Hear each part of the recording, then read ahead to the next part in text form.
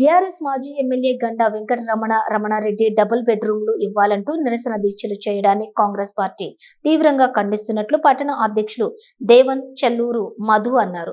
భూపాలపల్లి జిల్లా కేంద్రంలోని కాంగ్రెస్ పార్టీ కార్యాలయంలో మీడియా సమావేశం నిర్వహించారు. ఈ సందర్భంగా మాట్లాడుతూ గతంలో బీఆర్ఎస్ 2014 నుంచి 2018 వరకు పరిపాలనలో ఉన్నప్పుడు స్పీకర్ మధుసూదనాచారి నిర్మించిన డబుల్ బెడ్రూములను నాడు ఎమ్మెల్యేగా ఉన్నప్పుడు ఎందుకు పంచలేదని ప్రశ్నించారు. మీడియా మిత్రులకి ఈరోజు ప్రెస్ మీట్లో పాల్గొంటున్నటువంటి మా నాయకులకు అందరికీ నమస్కారం. 2017-18 ప్రాంతంలో పూర్తయినటువంటి డబుల్ బెడ్రూమ్లను ఎవరు సకాలంలో డిస్పర్స్మెంట్ చేయలేదనేటువంటి అంశాన్ని మాజీ శాసనసభ్యులు గుర్తుంచుకోవాలి. మీరు 2018 నుంచి 2023 వరకు మీరు శాసనసభ్యులు. మీరు ఎందుకోసం వాటిని డిస్పర్స్మెంట్ చేయటంలో అలసత్వం వహించారు? అసలు మీరు నిరాహార దీక్ష చేయటానికి అర్హులేనా? మీరు 392 మంది లబ్ధిదారులు అన్నారే 416 మందికి. 392 మందిలో దాదాపు 300 మందికి పక్కా గృహాలు కలిగి ఉన్నటువంటి వాళ్ళు. మా ప్రభుత్వం వచ్చిన మరుక్షణమే మిగిలి ఉన్నటువంటి డబుల్ బెడ్రూమ్లని డిస్పర్స్మెంట్ చేయాలని చెప్పేసి వాటి మీద రివ్యూ అధికారులతోటి ఇక్కడి శాసనసభ్యులు గౌరవ పెద్దలు సత్యనారాయణ గారు చేసినప్పుడు ఏదైతే మీరు ప్రిలిమినరీగా ఎంపిక చేశారు అని చెప్పారో లబ్ధిదారులు, ఆ లబ్ధిదారులకు అందరికీ కూడా పక్క గృహాలు కలిగి ఉన్నవాళ్ళు. మా ప్రభుత్వం ఇవ్వాలనుకున్నది నిజమైనటువంటి నిరుపేదలకు ఈ ఇండ్లు ముట్టాలి తప్ప కిరాయిలు ఇచ్చుకునేటోళ్లకు నౌకరీలు చేసేటోళ్లకు కాదనే ఉద్దేశం మీద తిరిగి అధికారులను ఆదేశించడం జరిగింది.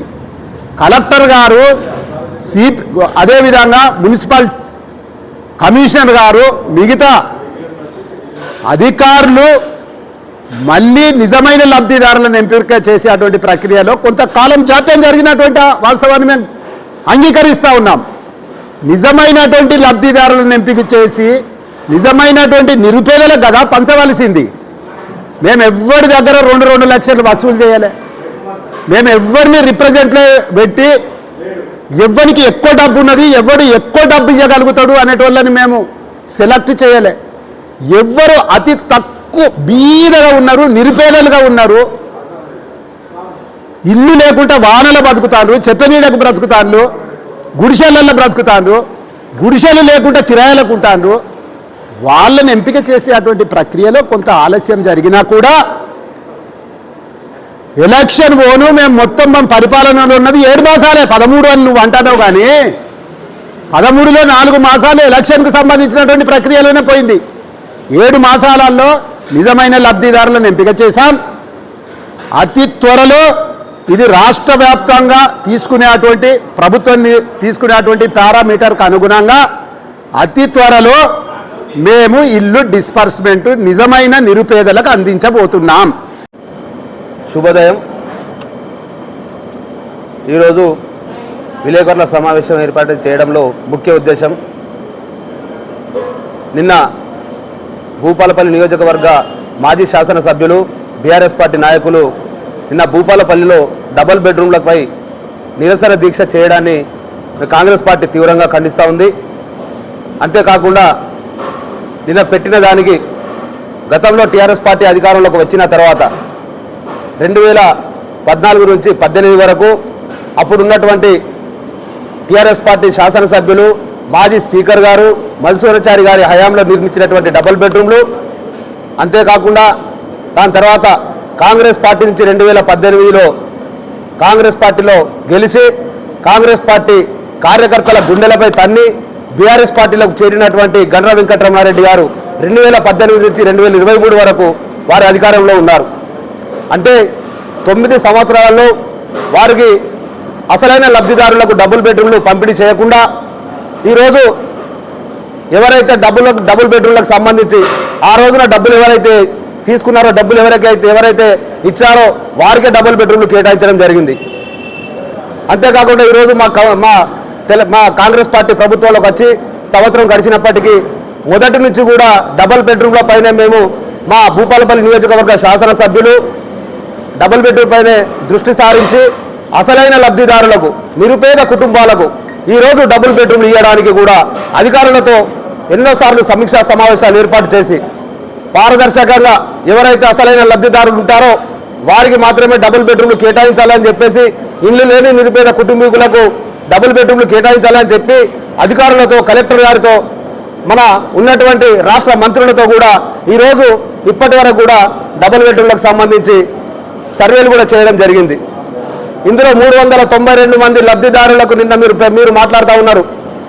మాట్లాడిన క్రమంలో 390 మంది మొత్తము కూడా ఈరోజు ప్రతి ఒక్కరికి కూడా ఇల్లు ఉన్న వాళ్ళే, ఒక ఇద్దరికి మాత్రమే ఇల్లు లేవు. ఆ ఇల్లు లేని వాళ్ళకి కూడా మేము గుర్తించి ఈరోజు మా కాంగ్రెస్ పార్టీ అధికారంలోకి వచ్చిన తర్వాత వారిని గుర్తించి అధికారులు గుర్తించి వారికి కూడా మేము కాంగ్రెస్ పార్టీ తరఫున వాళ్ళకి డబుల్ బెడ్రూమ్ ఇవ్వడం జరుగుతూ ఉంది. ఇప్పటికైనా భూపాలపల్లి నియోజకవర్గ ప్రజలు కానీ భూపాలపల్లి పట్టణ ప్రజలు కానీ వీటన్నింటినీ కూడా దృష్టిలో పెట్టుకొని వీరు కేవలం నిరసన దీక్ష చేయడాన్ని ఓన్లీ వీళ్ళు రాజకీయ లబ్ధి కోసం మాత్రమే చేస్తూ ఉన్నారు. సంవత్సర కాలంలో గడిచినప్పటి నుండి మేము ఏదైతే ఎలక్షన్ల ముందు హామీ ఇచ్చినామో 6 గ్యారంటీ పథకాలను ఇస్తామని చెప్పినాం. ఈరోజు 5 గ్యారంటీ పథకాలను ఇవ్వడం జరిగింది. ఇంకో పథకాన్ని కూడా త్వరలో ఇవ్వడం జరుగుతూ ఉంది. అంతేకాకుండా ఈరోజు ఇందిరమ్మ ఇండ్ల కోసం ఒకటి భూపాలపల్లి ప్రజానీకమంతా కూడా గ్రహించాలి. వీరు చేస్తున్నటువంటి అహంకారమైనటువంటి మాటలను మేము వారిని తిప్పికొడుతూ వీరు చెప్పేటువంటి మాటలను కూడా ఎవరు కూడా నమ్మవద్దు. గత 9 సంవత్సరాలలో వీళ్ళు ఇవ్వనటువంటి డబుల్ బెడ్రూమ్లను మేము ఈ ఒక్క సంవత్సరంలో మేము ఇవ్వలేదని చెప్పి మాపై బురద జల్లడం ఇంతవరకు అని చెప్పేసి ఈ సందర్భంగా మేము వారిని ప్రశ్నిస్తూ ఉన్నాం. అంతేకాకుండా ఈరోజు డబుల్ బెడ్రూమ్ల విషయానికి మేము కూడా ఎవరి దగ్గరైనా కూడా మా కార్యకర్తలు కానీ ఎవరి దగ్గరైనా డబుల్ బెడ్రూమ్ దగ్గర పైసలు వసూలు చేసినట్టయితే అధికారులు కానీ మా కార్యకర్తలు కానీ ప్రతి ఇంటింటికి తిరిగి కూడా సర్వే చేసి నిజమైన లబ్ధిదారులకు డబుల్ బెడ్రూమ్ కేటాయించడం జరుగుతూ ఉంది. అసలు విషయాన్ని మీరు గుర్తుంచుకోవాలి.